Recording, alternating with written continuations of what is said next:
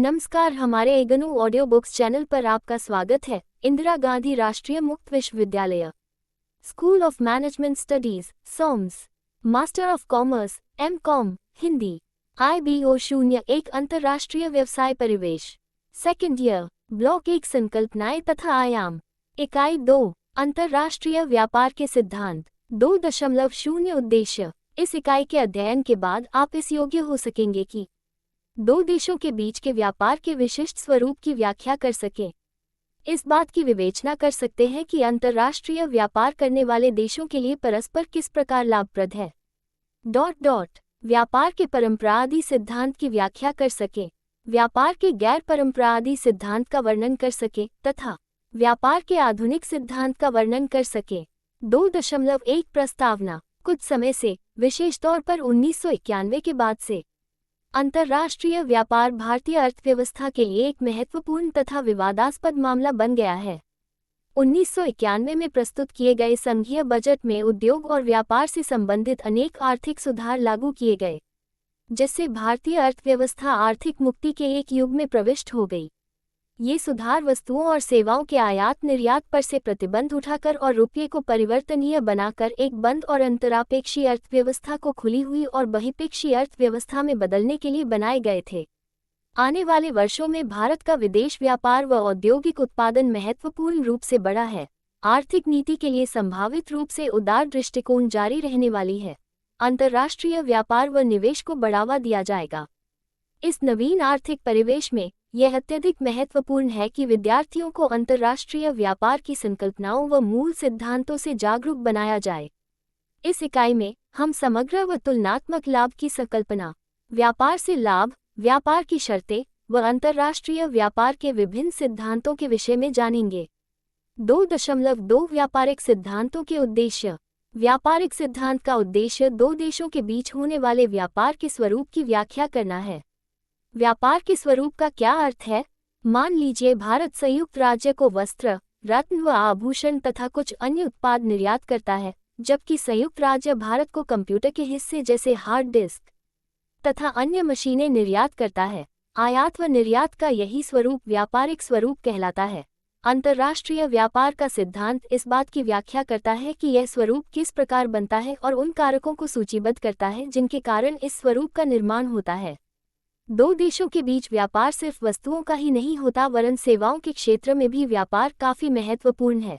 यदि संयुक्त राज्य भारतीय नागरिकों जैसे भारतीय आयातकों, निर्यातकों को बैंक व बीमा की सुविधा उपलब्ध कराता है और यदि ये सुविधाएं संयुक्त राज्य से उपलब्ध कराई जाती हैं, तो यह माना जाएगा कि संयुक्त राज्य भारत को सेवाओं का निर्यात कर रहा है। व्यापारिक सिद्धांत का दूसरा उद्देश्य है विशेषज्ञता के स्वरूप की व्याख्या करना। विशेषज्ञता के स्वरूप से हमें पता चलता है कि कोई देश कौन सा उत्पाद किस मात्रा में उत्पादित करेगा। ऊपर दिए गए उदाहरण में भारत वस्त्र, रत्न व आभूषण तथा अन्य उत्पादों को उत्पादित करेगा, जबकि संयुक्त राज्य कंप्यूटर के हिस्से और दूसरी मशीनें बनाएगा।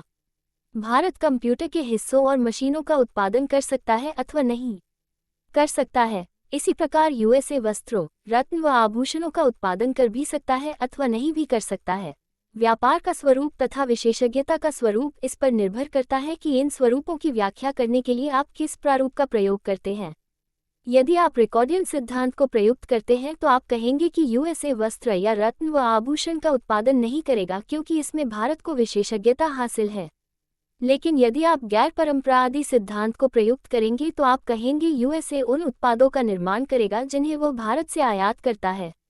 ऐसे स्वदेशी उद्योग जो ऐसे उत्पाद बनाते हैं जिन्हें वो देश आयात करता है, उन्हें आयात प्रतिस्पर्धी उद्योग जैसे USA के लिए वस्त्र तथा भारत के लिए कंप्यूटर के हिस्से कहते हैं, तथा जो ऐसे उत्पाद बनाते हैं जिन्हें वो देश निर्यात करता है, उन्हें निर्यात उद्योग जैसे USA के लिए कंप्यूटर के हिस्से तथा भारत के लिए वस्त्र कहते हैं। हालांकि देश में कुछ उद्योग ऐसे होते हैं जिनके उत्पादों का न आयात किया जाता है और न ही निर्यात, और उनके द्वारा उत्पादित किए गए उत्पादों को अव्यापारिक वस्तु कहते हैं, जैसे घरेलू परिवहन, विद्युत आदि। व्यापारिक सिद्धांत का तृतीय उद्देश्य ये दर्शाना है कि अंतर्राष्ट्रीय व्यापार इसे करने वाले देशों के लिए पारस्परिक लाभदायक है। जो देश किसी भी अन्य देश से कारोबार नहीं करता वो स्वनिर्भरता की अवस्था में होता है। सिद्धांत कहता है कि किसी भी स्थिति में व्यापार हमेशा स्वनिर्भरता से अच्छा होता है, परंतु किसी देश को कितना व्यापार करना चाहिए तथा क्या उसे सीमा कर, प्रशुल्क, कोटा तथा करों के माध्यम से आयात व निर्यात की मात्रा को प्रतिबंधित करना चाहिए। ये बिल्कुल ही अलग मामला है। यह मामले व्यापारिक नीति के अंतर्गत आते हैं और चतुर्थ इकाई में इन पर चर्चा की जाएगी। 2.3 व्यापार का रिकॉर्डियन सिद्धांत। व्यापार का रिकॉर्डियन सिद्धांत राष्ट्र के तुलनात्मक हित पर केंद्रित होता है। आइए इस पर विस्तार से चर्चा करें। 2.3.1 मूल्य का श्रम सिद्धांत। परंपरावादी अर्थशास्त्री जैसे डेविड रिकार्डो का विश्वास था कि श्रम किसी देश द्वारा उत्पादित वस्तु के मूल्य का एकमात्र स्रोत है। इसका यह अर्थ नहीं है कि उत्पादों में किसी अन्य निवेश की आवश्यकता नहीं होती, चूंकि अन्य निवेश जैसे कच्चा माल तथा सहायक वस्तुएं भी आखिरकार श्रम से ही निर्मित होती हैं, इसलिए अंततः श्रम ही वस्तु के तुलनात्मक मूल्य का निर्धारण करता है। श्रम द्वारा उत्पादित नहीं किए गए निवेश जैसे भूमि प्रकृति द्वारा एक निश्चित मात्रा में प्रदत्त है। भूस्वामी लगान प्राप्त करता है जो कीमत का निर्धारण नहीं करता। इसकी बजाय इससे यह निर्धारित होता है कि भूस्वामी को कितना लगान मिलेगा। मूल्य की ऐसी व्याख्या को मूल्यांकन के श्रम सिद्धांत के नाम से जाना जाता है। आइए इसे एक उदाहरण से समझने की चेष्टा करते हैं। मान लीजिए कि एक गज कपड़ा बनाने के लिए 3 घंटे का श्रम लगता है और 10 किलोग्राम गेहूं में 5 घंटे का श्रम लगता है। गेहूं और कपड़े का बाजार पूरी तरह से प्रतिस्पर्धी है और श्रम का गेहूं उत्पादन से कपड़ा उत्पादन और कपड़ा उत्पादन से गेहूं उत्पादन में आवागमन होता रहता है। इसका तात्पर्य ये हुआ कि कपड़ा तथा गेहूं उद्योग में मजदूरी की दरें समान होंगी। मान लीजिए यह मजदूरी की दर W है, तब कपड़े और गेहूं के उत्पादन की औसत लागत प्रति इकाई लागत कपड़े की 1 इकाई 1 गज है और गेहूं की 1 इकाई 10 किलोग्राम है, 3W तथा 5W है। ये क्रमशः कपड़े और गेहूं का मूल्य भी होगा।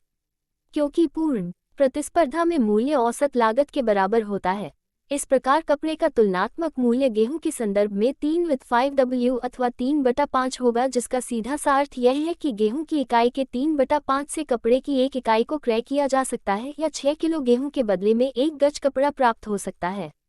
दूसरे शब्दों में 3 घंटों में 3W की लागत पर श्रमिक 1 गज कपड़ा अथवा 6 किलो गेहूं उत्पादित करेगा। शास्त्रीय अर्थशास्त्रियों की शब्दावली में इस आदान प्रदान अनुपात को मूल्य के नाम से जाना जाता है और इसका मूल्यांकन मात्र श्रम से होता है। 2.3.2 स्वनिर्भरता सामे ऑटाकी इक्विलिब्रियम। आपको मूल्य के श्रम सिद्धांत के महत्व को समझना चाहिए। हम एक साथ 2 बाजारों का सामना कर रहे हैं, इसलिए ये सामान्य साम्यता के ढांचे में होता है। मूल्य का श्रम सिद्धांत 2 वस्तुओं के तुलनात्मक मूल्य के निर्धारण की सरल व्याख्या प्रस्तुत करता है। चूंकि हम इस प्रारूप में धन को सम्मिलित करना नहीं चाहते, इसलिए तुलनात्मक मूल्य अथवा विनिमय अनुपात ही 2 उद्योगों के उत्पादन और मांग का निर्धारण करता है। हम इस बात को अवश्य मान लेंगे कि गेहूं या कपड़े की प्रति इकाई श्रम आवश्यकता 5.3 समान रहेगी, चाहे अर्थव्यवस्था में इन दोनों वस्तुओं की कितनी भी इकाइयों का उत्पादन हो। इस मान्यता को पैमाने का स्थिर प्रतिफल कांस्टेंट रिटर्न्स टू स्केल कहते हैं। CRS का अर्थ है कि श्रम उत्पादकता उत्पादन के स्तर पर निर्भर नहीं है। गेहूं और कपड़े की श्रम उत्पादकता क्या है? वे क्रमशः हैं 1/3 और 1/5। 1 घंटे के श्रम से 1/3 गज कपड़ा और 1/5 × 10 = 2 किलो गेहूं का उत्पादन होगा। श्रम उत्पादकता प्रति इकाई श्रम आवश्यकता का व्युत्क्रम है। एक अर्थव्यवस्था में 300 घंटे का श्रम उपलब्ध होने तथा उसके लगातार काम में लगे रहने पर उत्पादन संभावना सीमा को अब के रूप में दिखाया गया है। चित्र 2.1 को देखें, जिसमें गेहूं और कपड़े की उत्पादन संभावनाओं को दर्शाया गया है। ध्यान दीजिए कि यदि समस्त श्रम को कपड़े के उत्पादन में लगा दिया जाए तो 100 इकाई कपड़े का उत्पादन होगा और यदि समस्त श्रम गेहूं के उत्पादन में लग जाए तो 60 इकाई गेहूं का उत्पादन होगा। इस प्रकार उत्पादन संभावना सीमा वक्र 60/100 = 3.5 होगा, जो विनिमय अनुपात है। स्वनिर्भर अर्थव्यवस्था में उपभोक्ता उत्पादन सीमा पर इस तरह एक बिंदु P का चुनाव कर लेते हैं जिस पर लाभ सर्वाधिक हो। इस प्रकार सामे में O तथा O क्रमशः गेहूं और कपड़े की मात्राएं हैं। दोनों की मांग और पूर्ति है। दूसरे शब्दों में बिंदु P अर्थव्यवस्था के एक ऐसे सामान्य सामे का प्रतिनिधित्व करता है जहां दोनों बाजारों में मांग व पूर्ति समान होती है। 2.3.3 निरपेक्ष लाभ बनाम तुलनात्मक लाभ। Absolute advantage versus comparative advantage. अब हम एक अन्य अर्थव्यवस्था पर नजर डालते हैं जहां संशोधित तकनीक के कारण श्रम आवश्यकता थोड़ी भिन्न है। हम मान लेते हैं कि 1 और 4 घंटे के श्रम से 1 इकाई कपड़ा तथा 1 इकाई गेहूं का उत्पादन होता है। चूंकि दूसरे देश में इसे हम विदेश या दूसरा देश कहते हैं, हर वस्तु की 1 इकाई के उत्पादन के लिए कम श्रम की आवश्यकता होती है, तो ये देश पहले देश, इसे हम स्वदेश कहते हैं, से निरपेक्ष लाभ में है। अभी तक दोनों देशों के बीच कोई व्यापार नहीं है, लेकिन मान लीजिए अब दोनों देशों के बीच व्यापार होता है, तो क्या ये कहना सही होगा कि दूसरे देश को व्यापार करने में कोई रुचि नहीं होगी क्योंकि वह दोनों वस्तुओं में अधिक कुशल है, जबकि स्वदेश व्यापार करने के लिए काफी उत्सुक होगा क्योंकि वह दोनों वस्तुओं के उत्पादन में अकुशल है? उत्तर यह है कि तथाकथित निरपेक्ष लाभ दोनों देशों के मध्य व्यापार के स्वरूप का निर्धारण नहीं करता। यहाँ तुलनात्मक लाभ प्रासंगिक होता है। किंतु तुलनात्मक लाभ क्या है? स्वदेश में गेहूं की 3/5 इकाई के बदले कपड़े की 1 इकाई होगी तथा विदेश में गेहूं की 1/4 इकाई के बदले कपड़े की 1 इकाई होगी। इस प्रकार 3/5 1 से ज्यादा 4 विदेश की अपेक्षा स्वदेश में कपड़ा गेहूं की तुलना में अधिक महंगा है। दूसरे शब्दों में, गृह राष्ट्र 1 इकाई गेहूं उत्पादित करने के लिए 1 इकाई वस्त्र बनाने की अपेक्षा 1.7 गुना लेता है, जबकि विदेशी राष्ट्र में ये 4 गुना है। इस प्रकार विदेशी राष्ट्र कपड़े के उत्पादन में तुलनात्मक लाभ की स्थिति में है, लेकिन स्वदेश गेहूं के उत्पादन में तुलनात्मक लाभ की स्थिति में है क्योंकि यहाँ कपड़े की 5/3 इकाई के बदले में गेहूं की 1 इकाई प्राप्त होती है, जो कि विदेश में गेहूं के बदले में मिलने वाली इकाई से 4 इकाई कम है। इस प्रकार दूसरे देश दोनों वस्तुओं में निरपेक्ष लाभ की स्थिति में है, लेकिन उसे तुलनात्मक लाभ मात्र एक ही सामान अर्थात कपड़े में है। स्वदेश दोनों वस्तुओं में निरपेक्ष लाभ की स्थिति में है, लेकिन उसे गेहूं में तुलनात्मक लाभ है। लेकिन क्या है जो तुलनात्मक लाभ का निर्धारण करता है? इस प्रश्न का उत्तर देने के लिए हम दोनों देशों में कपड़े और गेहूं के उत्पादन में श्रम उत्पादकता का पता लगाते हैं। आपको याद होगा, श्रम उत्पादकता इकाई श्रम आवश्यकता का व्युत्क्रम है।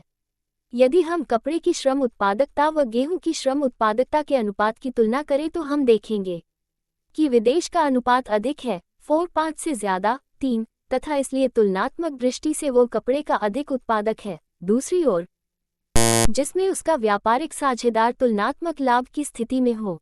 विशेषज्ञता के स्वरूप के संबंध में रिकॉर्डियन सिद्धांत के अनुसार कोई भी देश उस वस्तु में विशेषज्ञता हासिल करता है जिसमें वो तुलनात्मक लाभ में होता है। उपरोक्त उदाहरण में स्वदेश में केवल गेहूं का उत्पादन होगा तथा विदेश में मात्र कपड़े का उत्पादन होगा, क्योंकि हम यह मानकर चल रहे हैं कि तुलनात्मक श्रम उत्पादकता समान रहेगी। प्रत्यक्षतया श्रम उत्पादकता में कोई परिवर्तन न होने पर देश के समस्त श्रम को उसी वस्तु के उत्पादन में लगाया जाएगा जिसमें श्रम तुलनात्मक दृष्टि से अधिक उत्पादक है। यदि इस सिद्धांत को सत्य माने तो किसी भी देश में आयात प्रतिस्पर्धी क्षेत्र होगा ही नहीं, क्योंकि कोई भी देश आयात की जाने वाली वस्तुओं का देश में उत्पादन नहीं करेगा। 2.3.4 मुक्त व्यापार तथा व्यापार से लाभ। यदि व्यापार से लाभ नहीं हो तो कोई भी देश आपस में व्यापार नहीं करेगा। हम यहाँ ये प्रदर्शित कर सकते हैं कि मुक्त व्यापार हमेशा ही व्यापार न करने से बेहतर होता है। इस चर्चा के दौरान हम आगे इस बात की व्याख्या करेंगे कि रिकॉर्डियन सिद्धांत में पूर्ण विशेषज्ञता क्यों है। हमारा आरंभ बिंदु व्यापार से पहले दोनों देशों का विनिमय अनुपात अथवा मूल्य है। स्वदेश के लिए विनिमय अनुपात गेहूं की 3/5 इकाई कपड़े की 1 इकाई के बदले में आएगी। चित्र 2.1 में उत्पादन संभावना सीमा वक्र है। हमें विदेश के लिए ऐसा ही चित्र बनाना होगा तथा इसके उत्पादन संभावना सीमा वक्र, इसका विनिमय अनुपात गेहूं की 1/4 इकाई के बदले कपड़े की 1 इकाई होगा। लेकिन चित्र 2.1 का एक और पहलू है जिसकी पूरी तरह से व्याख्या नहीं की गई है। ये तटस्थ वक्र इंडिफरेंस कर्व बिंदु रेखा के रूप में दर्शाया गया है, जो उत्पादन संभावना सीमा की स्पर्श रेखा टेंजेंट है। सामने बिंदु P पर परिवर्तन की सीमांत मार्जिनल रेट ऑफ ट्रांसफॉर्मेशन, जो उत्पादन संभावना सीमा वक्र है, उस दर को दर्शाता है जिसमें श्रम को गेहूं से हटाकर कपड़े में लगाकर गेहूं को कपड़े में परिवर्तित किया जा सकता है। ये भी विनिमय अनुपात के समान होता है। तटस्थ वक्र की ढाल सीमांत प्रतिस्थापन दर को मापता है, अथवा वो दर जिस पर उपभोक्ता गेहूं के बदले में कपड़े को चुनेगा। P पर MRT equals misses equals 3/5 विदेश के लिए MRT equals misses equals 1/4 first.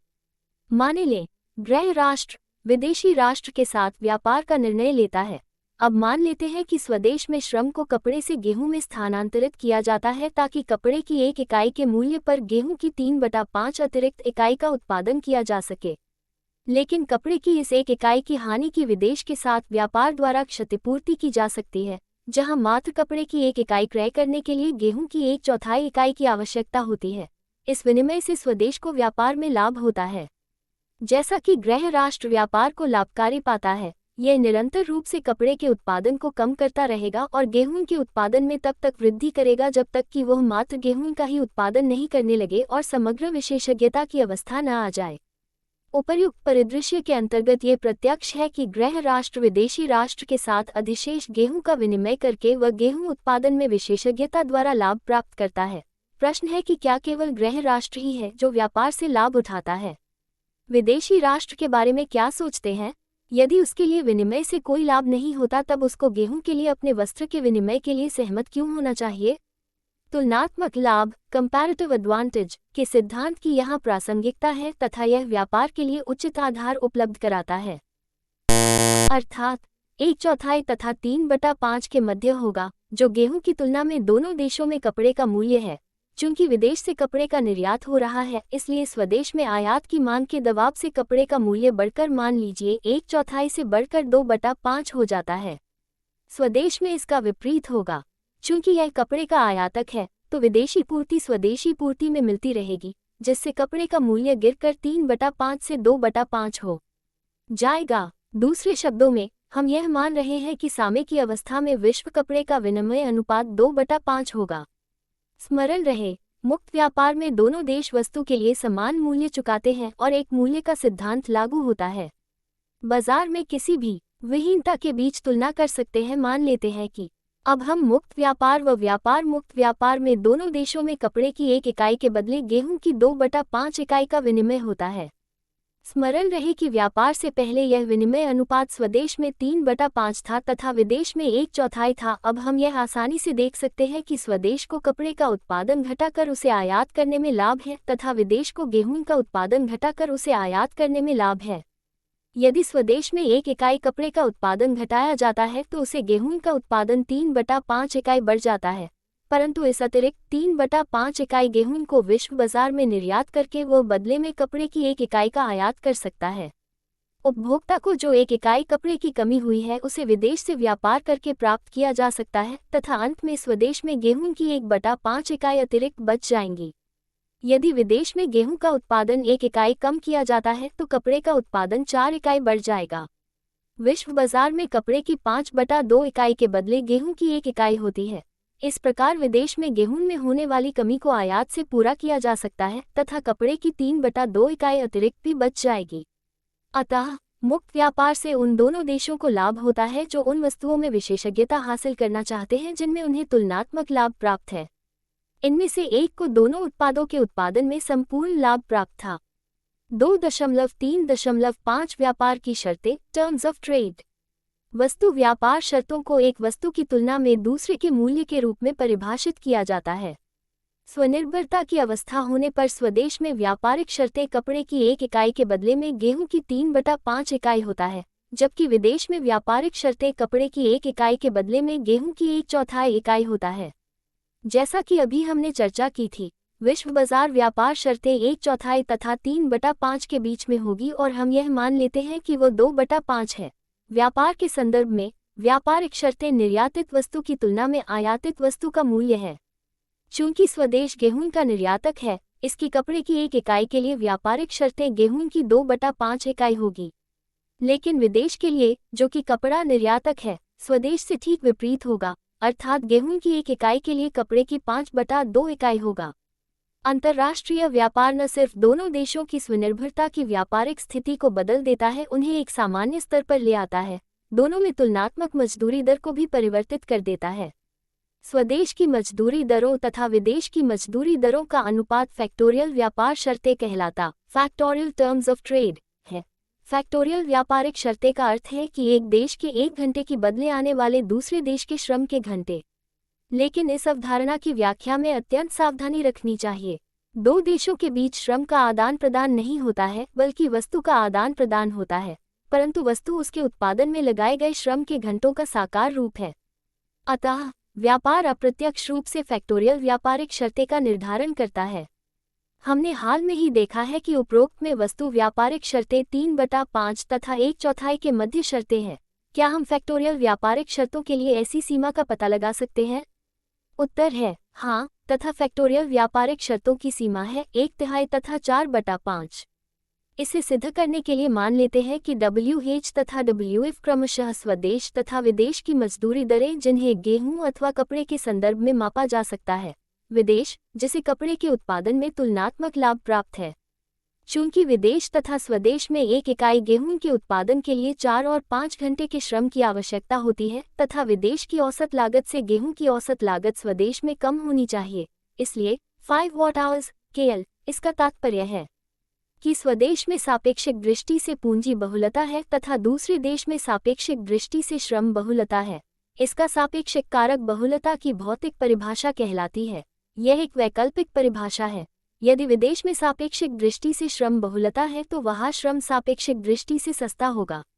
दूसरे शब्दों में, यदि W मजदूरी दर है तथा पूंजी का लगान है, तब with R H greater than with R, जिसका तात्पर्य होगा कि स्वदेश सापेक्षिक दृष्टि से पूंजी बहुल है तथा श्रम की उपलब्धता में कमी होगी तथा इसलिए वहाँ की मजदूरी दरें उच्च होंगी।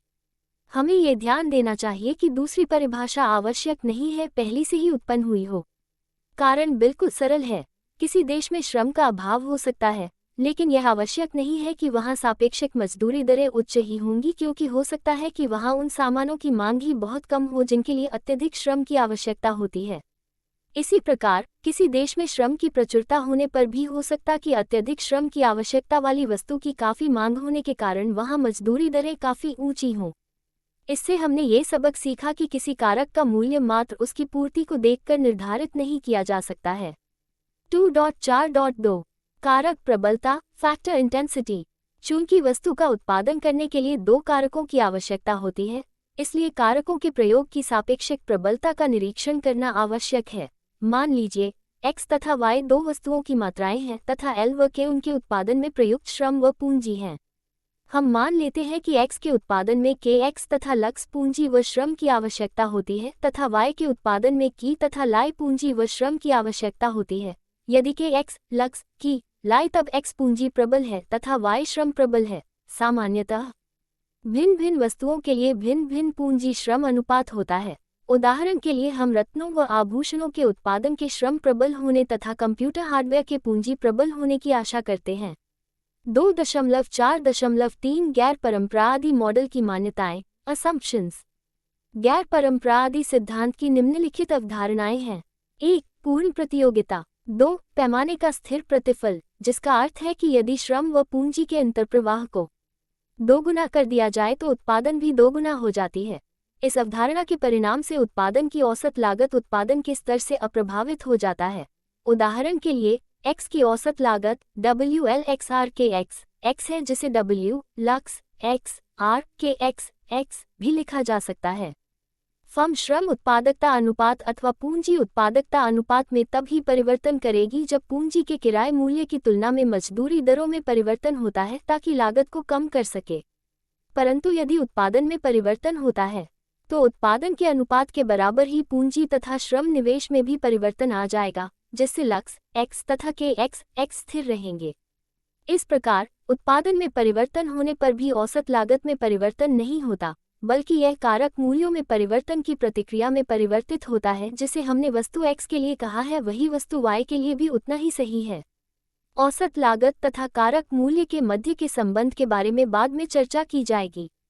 1.3.2 वस्तुओं के मानक में यह माना जाता है कि एक वस्तु श्रम प्रबल है तथा दूसरी वस्तु पूंजी प्रबल है तथा ये स्थिति अपरिवर्तनीय रहती है। 4. मात्र वस्तु ही एक देश से दूसरे देश में जाते हैं, न कि कारक। 5. देशों के पास X तथा Y के उत्पादन के लिए समान तकनीक होती है, पर उनके एंडाउमेंट कारक में भेद होता है। एक देश श्रम बहुल होता है तथा दूसरा पूंजी बहुल होता है। 6. उत्पादन के कारकों का पूरा उपयोग होता है, श्रम अथवा अतिरिक्त क्षमता के लिए कोई बेरोजगारी नहीं होती है।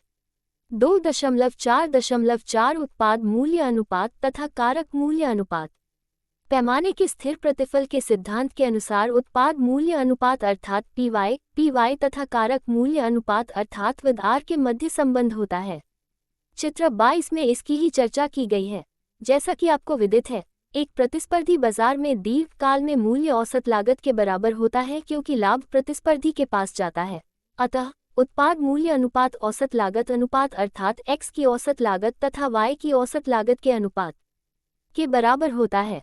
चित्र में दो इकाई समोत्पाद वक्र बनाए जाते हैं तथा उन्हें x1 तथा y1 के रूप में नामांकित कर दिया जाता है। ये समोत्पाद वक्र दोनों उत्पादों की एक एक इकाई को दर्शाता है।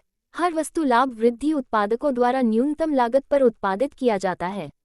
अब एक समान लागत वक्र है जिसका ढाल कारक मूल्य अनुपात विदार है।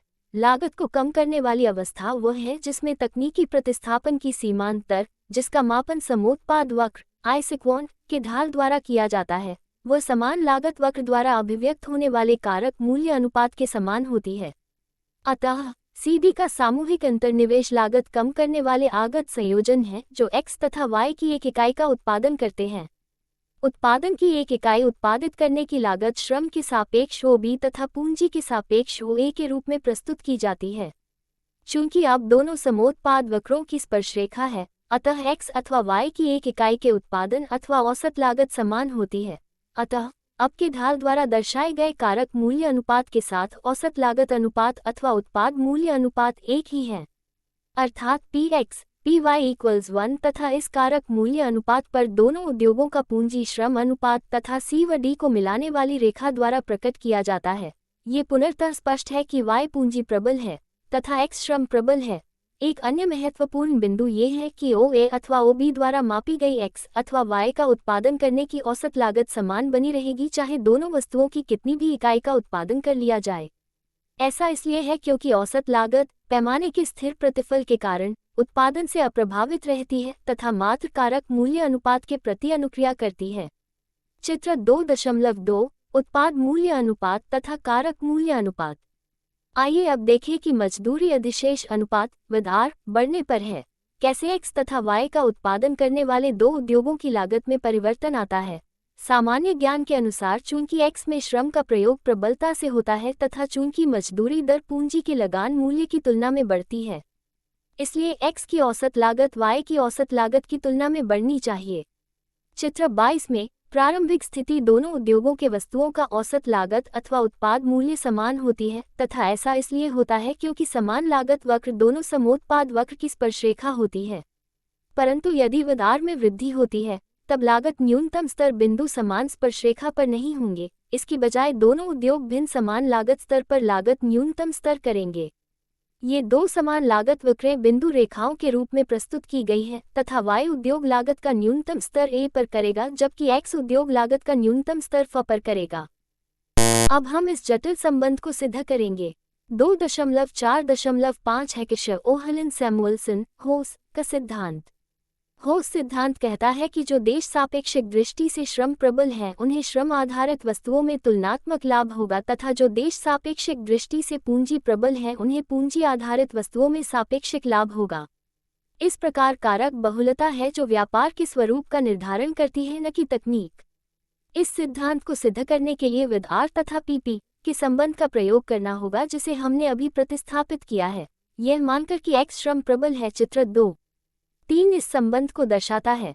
चित्र दर्शाता है कि सापेक्षिक कारक बहुलता की कारक मूल्य परिभाषा के अनुसार दूसरा देश पूंजी बहुल है तथा स्वदेश श्रम प्रबल है क्योंकि वीर ग्रेटर दैन विदार इसके परिणामस्वरूप स्वनिर्भर मूल्य की तुलना हमें बताती है। चित्र 2.3 व्यापार का स्वरूप। जैसे जैसे व्यापार आगे बढ़ता है बिल्कुल रिकॉर्डियन मानक के अनुसार यदि व्यापार में कोई बाधा न हो तो स्वनिर्भरता मूल्य के स्थान पर साम्य विश्व मूल्य स्थान लेने लगते हैं। चित्र इस साम्य विश्व मूल्य को Px Py के रूप में दर्शाता है जो वस्तु व्यापार शर्तें हैं जिस पर साम्य की अवस्था में व्यापार होता है तथा विदार कारक व्यापार शर्तें होती है। गैर परंपरावादी मानक के अनुसार मुक्त व्यापार न केवल दोनों देशों के सापेक्षिक वस्तु मूल्यों को समान करता है बल्कि सापेक्षिक मजदूरी दरों को भी समान करता है। 24.6 कारक मूल्य सामीकरण सिद्धांत। गैर परंपरावादी मानक में मुक्त व्यापार न केवल दोनों देशों के विदार को समान करता है बल्कि वास्तविक कारक मूल्य को भी समान करता है। ये कारक मूल्य सामीकरण सिद्धांत के नाम से जाना जाता है। चित्र 2.2 के आधार पर इस सिद्धांत को सिद्ध किया जा सकता है।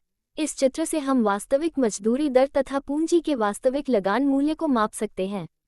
हम मान लेते हैं कि अब का ढाल विदार मजदूरी जो दोनों देशों में इक्वल्स समान है, परंतु अब PCPB का ढाल तकनीकी प्रतिष्ठान की सीमांत दर को मापता है अथवा समान परिमाण समोत्पाद वक्र का काल जिसे Y1 के रूप में नामांकित करते हैं।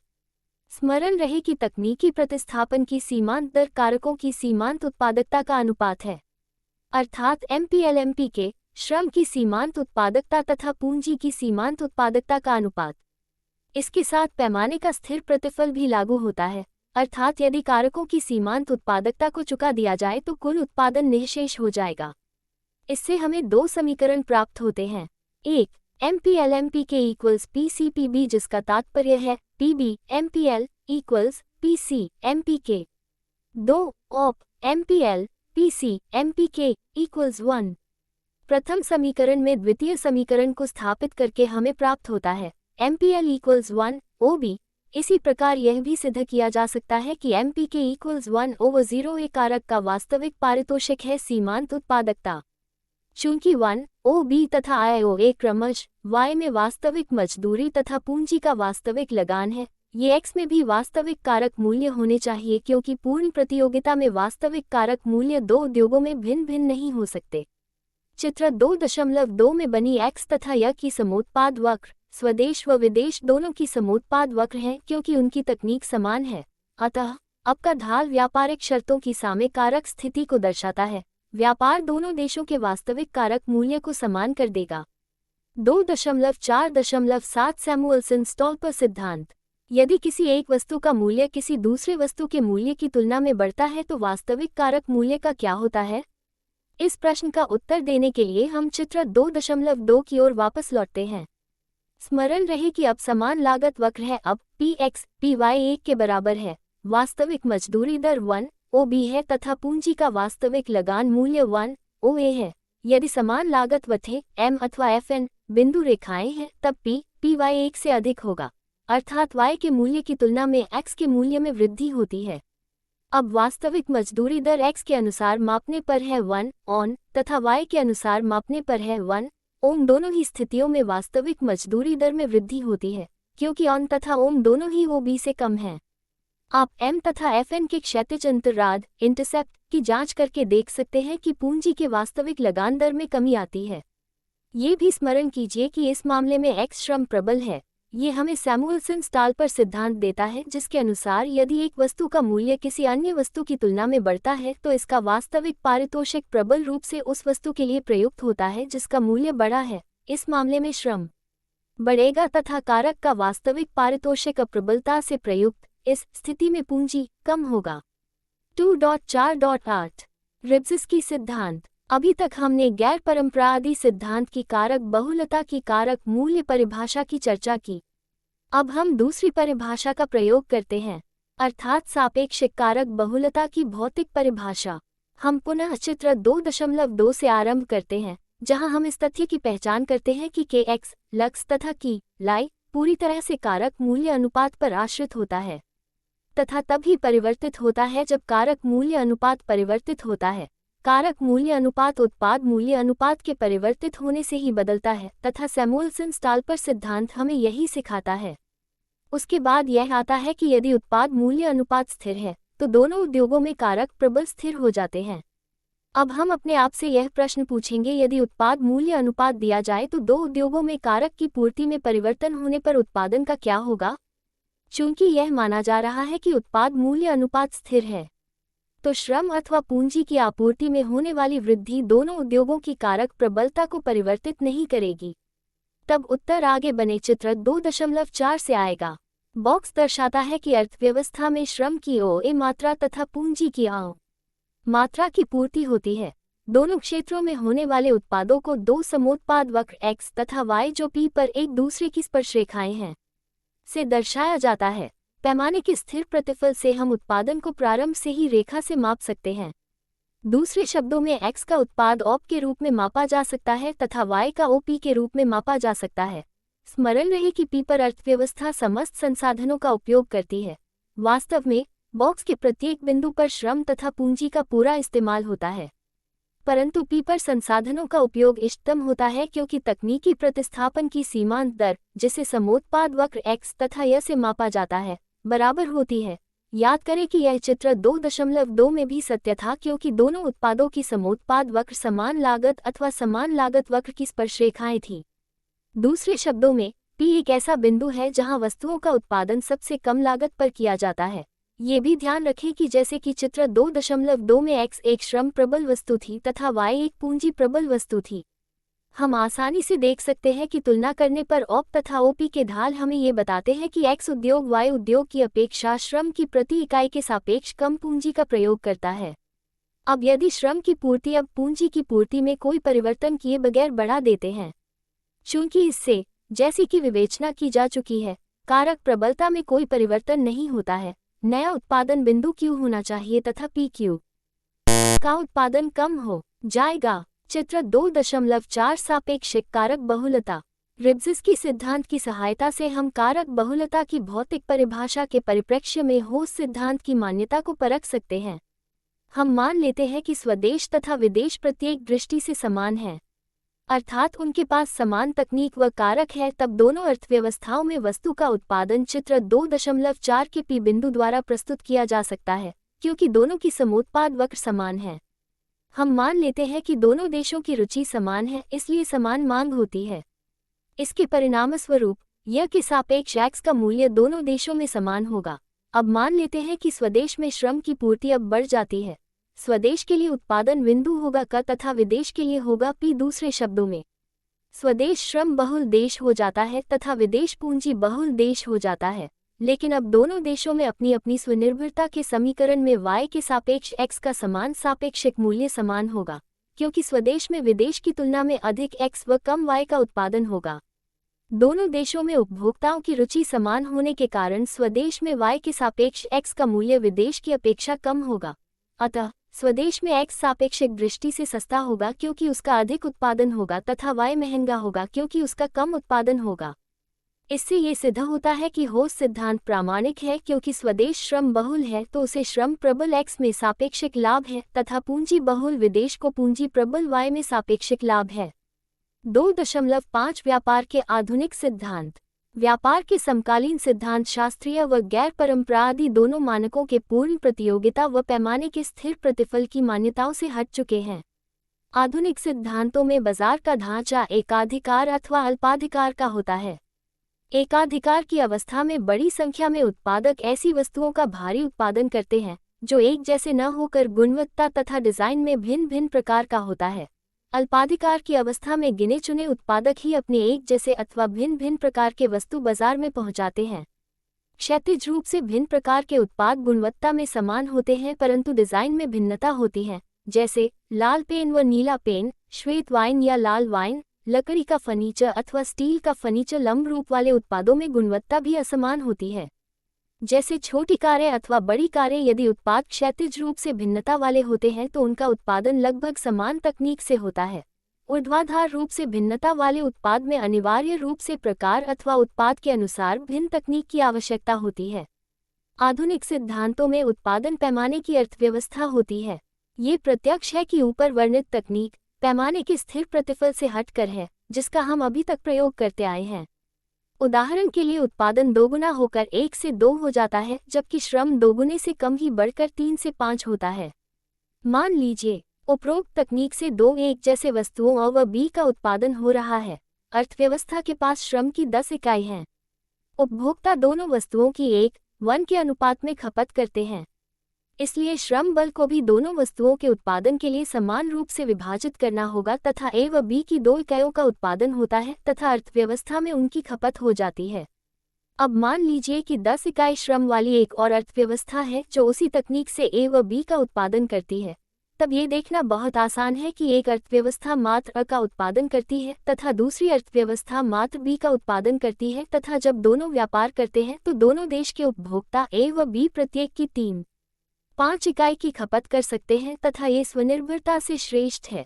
ये पैमाने की बचत के कारण ऐसे दो देशों के बीच होने वाले व्यापार का उदाहरण है जिनके पास समान तकनीक तथा कारक की पूर्ति है, लेकिन व्यापार की प्रकृति में भिन्नता है। पहले के मानक में उत्पाद भिन्न थे तथा भिन्न तकनीक से उत्पादित किए गए थे तथा व्यापार दो उद्योगों के मध्य था, जैसे एक देश कपड़े का निर्यात करे तथा गेहूं का आयात करे। इस प्रकार का व्यापार अंतर उद्योग इंटर इंडस्ट्री व्यापार कहलाता है, लेकिन समकालीन मानक के अनुसार व्यापार अंतः उद्योग इंट्रा इंडस्ट्री होता है। अर्थात दो देशों में स्थित समान उद्योग के मध्य यह इस प्रकार है जैसे कोई देश श्वेत वाइन का निर्यात करे तथा लाल वाइन का आयात करे। दोनों में उपरोक्त उदाहरण की तरह समान तकनीक की आवश्यकता होती है। इससे ये पता चलता है कि विश्व व्यापार के एक बड़े भाग की प्रकृति अंत उद्योग है, जो समकालीन संसार में आधुनिक सिद्धांतों का महत्व दर्शाता है। 2.6 सामराश व्यापारिक सिद्धांत दो देशों के मध्य के व्यापार के स्वरूप, विशेषज्ञता के स्वरूप तथा व्यापार के पारस्परिक लाभ का वर्णन करते हैं। इसे वर्णित करने के लिए अनेक सिद्धांत हैं। रिकॉर्डियन सिद्धांत के अनुसार एक देश उस वस्तु के उत्पादन में सापेक्षिक लाभ प्राप्त करता है जिसमें उसकी सापेक्षिक श्रम उत्पादकता उसके व्यापारिक साझेदार से अधिक होती है। ये सिद्धांत इस बात पर बल देता है कि कारक बहुलता ही व्यापार के स्वरूप का निर्धारण करती है, न कि तकनीक। व्यापार के आधुनिक सिद्धांतों की मान्यता एकाधिकार तथा अल्पाधिकार बाजार ढांचे तथा उत्पादन में पैमाने की बचत की होती है। धन्यवाद। मिलते हैं अगले वीडियो में अगले पाठ के साथ। 2.6 सारांश व्यापारिक सिद्धांत दो देशों के मध्य के व्यापार के स्वरूप, विशेषज्ञता के स्वरूप तथा व्यापार के पारस्परिक लाभ का वर्णन करते हैं। इसे वर्णित करने के लिए अनेक सिद्धांत हैं। रिकार्डियन सिद्धांत के अनुसार एक देश उस वस्तु के उत्पादन में सापेक्षिक लाभ प्राप्त करता है जिसमें उसकी सापेक्षिक श्रम उत्पादकता उसके व्यापारिक साझेदार से अधिक होती है तथा वह उस वस्तु का निर्यात करने का इच्छुक होता है। देश उस वस्तु का आयात करने के उत्सुक होते हैं जिसमें उनका व्यापारिक साझेदार सापेक्षिक लाभ में होता है। हैक्शरॉलन-सैमुअलसन सिद्धांत इस बात पर जोर देता है कि जो देश श्रम बहुल है उन्हें श्रम प्रबलता वाली वस्तुओं में सापेक्षिक लाभ होगा तथा जो देश पूंजी बहुल हैं उन्हें पूंजी प्रबलता में सापेक्षिक लाभ होगा। यह सिद्धांत इस बात पर बल देता है कि कारक बहुलता ही व्यापार के स्वरूप का निर्धारण करती है, न कि तकनीक। व्यापार के आधुनिक सिद्धांतों की मान्यता एकाधिकार तथा अल्पाधिकार बाजार ढांचे तथा उत्पादन में पैमाने की बचत की होती है। धन्यवाद। मिलते हैं अगले वीडियो में अगले पाठ के साथ।